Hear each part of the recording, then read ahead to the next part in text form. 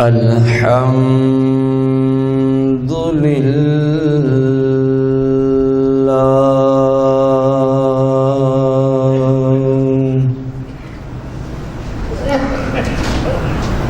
الحمد لله رب العالمين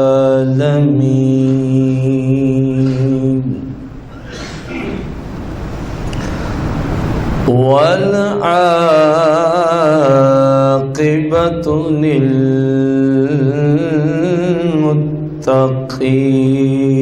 للمتقين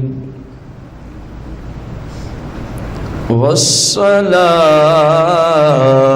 والسلام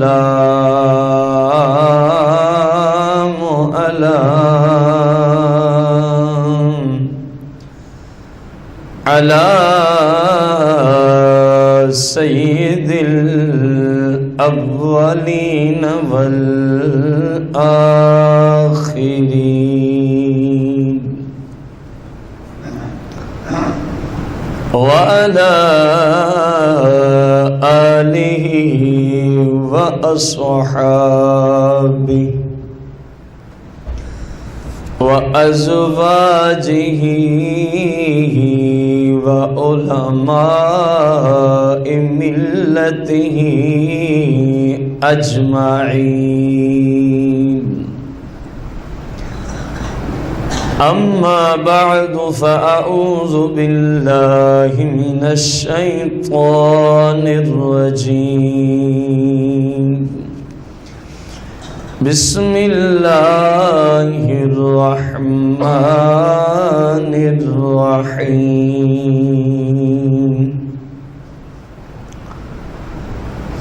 قال الله تبارك وتعالى في القرآن المجيد والفرقان الحميد إن الله وملائكته يصلون على النبي يا أيها الذين آمنوا صلوا عليه وسلموا تسليما درود و سلام کا نذرانہ پیش ہونا الصلاة والسلام علیک یا سیدی یا رسول اللہ الصلاة والسلام علیک یا سیدی یا حبیب اللہ الصلاة والسلام علیک یا سیدی یا شفیع المذنبین الصلاة والسلام علیک یا سیدی یا رحمة للعالمین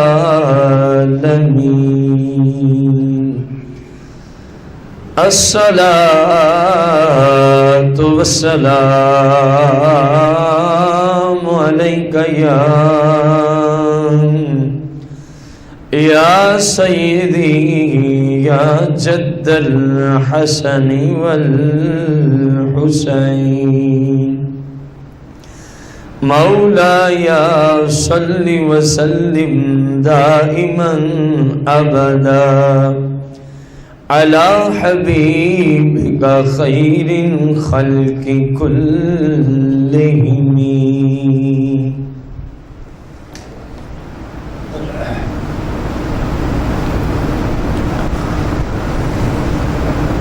حمد و صلات کے بعد احباب ذی وقار و سامعین محتشم،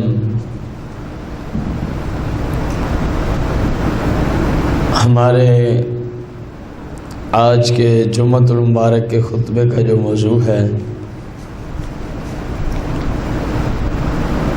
حج کی فضیلت از احادیث مبارکہ قسط نمبر 1۔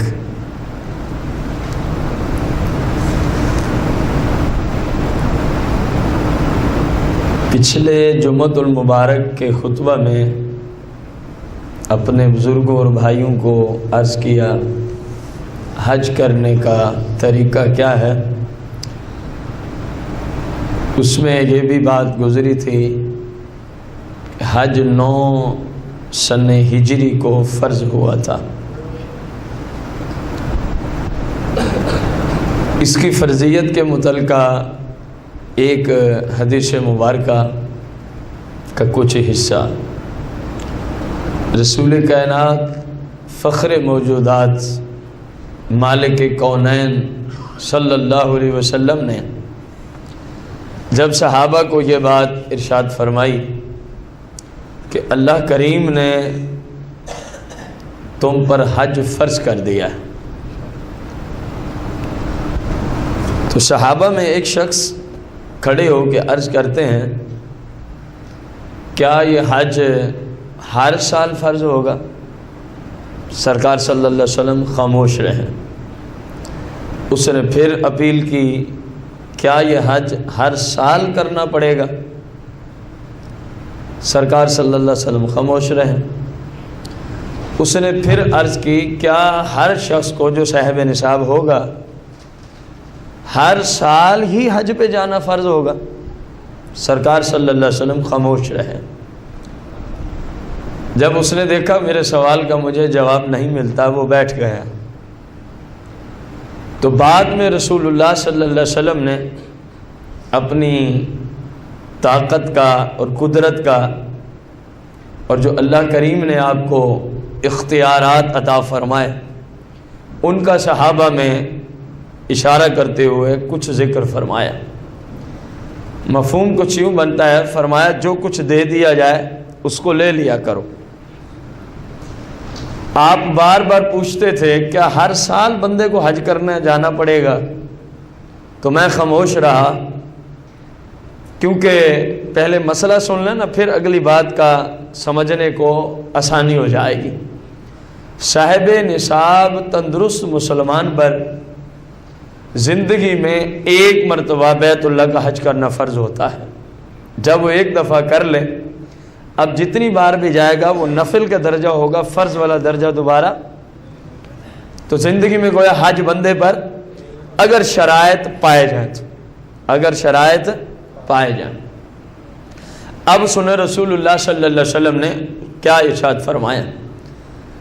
فرمایا کہ اگر تیرے سوال کے جواب میں ہم فقط نون عین اور میم نعم، جس کا معنی یہ عربی کا لفظ ہے جس کا معنی بنتا ہے ہاں، جی ہاں، سرکار نے فرمایا اگر میں اتنا ہی فرما دیتا نا، نعم یعنی 3 حرف ہیں، غور کریں آپ، نون ہے، عین ہے اور میم ہے۔ فرمایا اگر ہم یہ نعم کا جملہ بول دیتے تو تمام مسلمانوں پر جتنے صاحب نصاب ہوتے قیامت کے دن تک ہر سال حج کرنا فرض کر دیا جاتا۔ سرکار کی زبان کی پاور اور اختیارات کتنے ہیں۔ فرمایا اگر ہم نام کہہ دیتے تو جتنے بھی صاحب نصاب مسلمان ہوتے حج کے اعتبار سے صاحب استطاعت، تو قیامت تک ہر شخص کو ہر حج کے سیزن پہ حج کرنا کیا ہو جاتا۔ اب غور کریں، جس محبوب علیہ الصلوۃ والسلام کو رب کریم نے اتنے اختیارات عطا فرمائے ہیں کہ اگر فقط نعم فرما دیتے، کیا جملہ، نعم فرما دیتے تو قیامت تک ہر صاحب استطاعت مسلمان پر ہر سال جا کے حج کرنا فرض ہو جاتا۔ سرکار نے امت پہ شفقت فرمائی اس لیے میں نے ہاں نہ کی، اگر میں ہاں کر دیتا تو ہر سال حج کرنا فرض ہو جاتا۔ اب دیکھیں نا کتنے کھربوں حج فرض ہو جاتے ہیں۔ 1400 سال کا عرصہ تو بیت چکا ہے نا، 1400 اور تقریباً 25 سال کا عرصہ، کیونکہ 9 سن ہجری میں فرض ہے، اب ہم 36 میں بیٹھے ہیں، 1436 سن ہجری میں، 1425 سال پہلے کی یہ بات ہے۔ دیکھو تو صحیح کتنے صاحب استطاعت مسلمان آئے ہوں گے، اور خصوصاً جو مکہ سے اتنا دور ہیں، جن کو کوئی خاص اس طرح کے خرچے اور سواریوں کی حاجت نہیں پڑتی جس طرح کے پاکستان والوں کو پڑتی ہے، ان پہ تو ہر سال ہی حج تمام لوگوں پہ فرض ہو جاتا ہے۔ مین چیز تو یہی ہے نا، آنے جانے کے پیسے ہوں اور بندہ آ جا سکتا ہو تو حج فرض ہو جاتا ہے۔ اب غور کریں کتنے اربوں کھربوں حج فرض ہو جاتے ہیں، فقط کتنے جملے بولنے پہ ہاں۔ اس محبوب کو رب نے کتنے اختیارات عطا فرمائے، تو جن کی ہاں سے اللہ کے کھربوں فرض مسلمانوں پہ لاگو ہو سکتے ہیں، تو وہ جس طرح چاہے رب انہیں ان کو اختیارات دے رکھے ہیں، جس کے لیے جس وقت جو چاہیں فرض کر دیں، جس سے جو چاہیں فرض کو ختم فرما دیں۔ یہ باقاعدہ ائمہ نے یہ باب باندھے رسول اللہ کی شان میں کہ اللہ کریم نے آپ کو ہر اعتبار کا اختیار عطا فرمایا ہوا ہے۔ رسول کائنات فخر موجودات علیہ الصلوۃ والتسلیم سے سیدنا ابو ہریرہ رضی اللہ عنہ روایت کرتے ہیں، ان ابی ہریرہ رضی اللہ عنہ قال سئل رسول اللہ صلی اللہ علیہ وسلم ای العمل افضل قال ایمان باللہ ورسولہ۔ سرکار کی بارگاہ قدسیہ میں سوال کیا گیا، اے اللہ کے محبوب، ای العمل افضل، اعمال میں سب سے بہترین اللہ کے ہاں عمل کون سا ہے؟ سرکار علیہ السلام نے فرمایا ایمان باللہ ورسولہ، ایمان باللہ ورسولہ، اللہ کی ذات پر اور اس کے رسول پر ایمان لے آنا، کیونکہ اعمال سب بعد میں ہیں، عقیدہ پہلے ہے۔ اس لیے سرکار نے بھی فرمایا عقیدہ جب درست ہو جائے تو عمل بعد میں، عمل بعد میں، فرمایا پہلے عقیدہ۔ قیل ثم ماذا، سرکار صلی اللہ علیہ وسلم سے پھر کہا گیا ثم ماذا، اس کے بعد کون سا اللہ اور اس کے رسول کے ہاں عمل سب سے محبوب و پسندیدہ ہے؟ سرکار نے فرمایا الجہاد فی سبیل اللہ، اپنی جان کا سادہ لفظوں میں نذرانہ پیش کرنا، الجہاد فی سبیل اللہ۔ فرمایا کافروں کے سامنے کھڑے ہو کے اللہ کے دین کی خاطر، اللہ کی رضا کی خاطر کافروں کے سامنے اپنے آپ کو پیش کر دینا، جہاد کرنا۔ کیا کرنا؟ ظاہر ہے جو جہاد میں گیا ہے وہ جو سادہ لفظوں میں وہ اپنی زندگی کا سودا کر کے گیا ہوا، اور 28ویں پارے میں قرآن نے اس جملے کو دہرایا بھی ہے، قرآن پاک نے اس جملے کو دہرایا بھی ہے 28ویں پارے میں۔ سرکار صلی اللہ علیہ وسلم سے پھر اپیل کی گئی، قیل ثم ماذا، یا رسول اللہ پھر کون سا عمل ہے؟ قال حج مبرور، فرمایا پھر حج مبرور ہے۔ پھر کون سا عمل ہے؟ حج مبرور ہے۔ اب غور کریں حج مبرور کیا ہے؟ حج مبرور وہ ہے سادہ لفظوں میں جس حج کو شریعت کے مطابق ادا کیا جائے اور اس کے اندر کسی طرح کا کوئی گناہ والا کام نہ کیا جائے، وہ حج مبرور ہوتا ہے، اس کو حج مبرور کہتے ہیں۔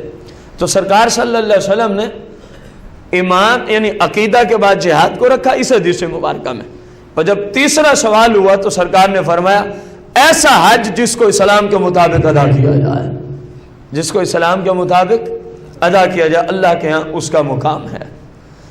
رسول کائنات فخر موجودات علیہ الصلوۃ والتسلیم سے ابو ہریرہ رضی اللہ عنہ قال سمعت رسول اللہ صلی اللہ علیہ وسلم یقول من حج فلم یرفث ولم یفسق رجع من ذنوبه کیوم ولدت امہ، رواہ مسلم و بخاری، او کما قال النبی علیہ السلام۔ سرکار صلی اللہ علیہ وسلم نے ارشاد فرمایا من حج، جس مسلمان نے حج کیا، جس مسلمان نے حج کیا اور اپنے حج میں किसी तरह का कोई गुनाह और नाफरमानी वाला काम ना किया, कोई गुनाह और नाफरमानी वाला, और बिलखुसूस फलम यरफुस, जब तक उस पे पाबंदियां हैं अपनी बीवी के मुतलका। कुछ दिन ऐसे वहां आते हैं उम्रे वाले पे भी और हज वाले पे भी कि अपनी बीवी के मुतलका भी पाबंदियां शरीयत ऐद कर देती है। इसलिए सरकार सल्लल्लाहु अलैहि वसल्लम ने फलम यरफुस का जुमला लौटाया है, फरमाया जहां वो हर तरह के गुनाह से बचे, वहीं जो पाबंदियां इहराम की वजह से बीवी के मुतलका शरीयत ने ऐद की हैं, फरमाया वो अपने हज में उन पाबंदियों का भी लिहाज रखे, उन पाबंदियों का भी क्या रखे, लिहाज रखे।